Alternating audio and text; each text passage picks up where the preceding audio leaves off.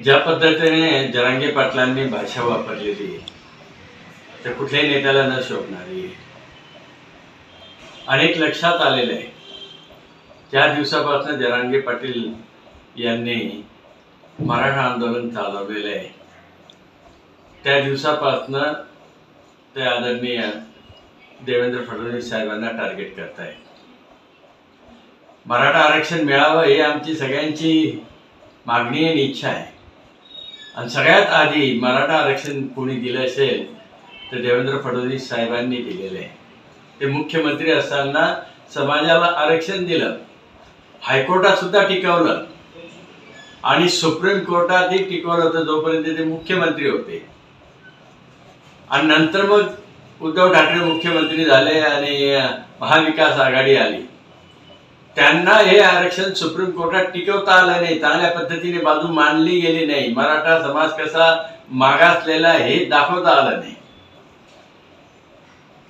गेल्या 75 वर्षापासून 90% मुख्यमंत्री मराठा समाजाचे होते आणि कुठल्याही मराठा समाजाच्या मुख्यमंत्र्याने मराठा समाजाला आरक्षण दिलं नाही।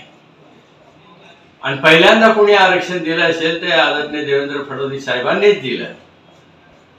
आणि तरी सुद्धा ते इतर मराठा समाजाच्या मुख्यमंत्र्यांविषयी ब्र शब्द नाही त्यांचा आणि देवेंद्र फडणवीस यांच्यावरच टीका, म्हणजे कुठली तरी स्क्रिप्ट वाचतायत ते। आमचा सरळ आरोप आहे, उद्धव ठाकरे असतील किंवा पवार साहेब असतील, ते जे स्क्रिप्ट बोलत असतात त्या पद्धतीची स्क्रिप्ट यांच्या तोंडी ऐकू येते। आणि म्हणून आम्ही भारतीय जनता पक्षाचे सगळे कार्यकर्ते याचा कडक निषेध करतो।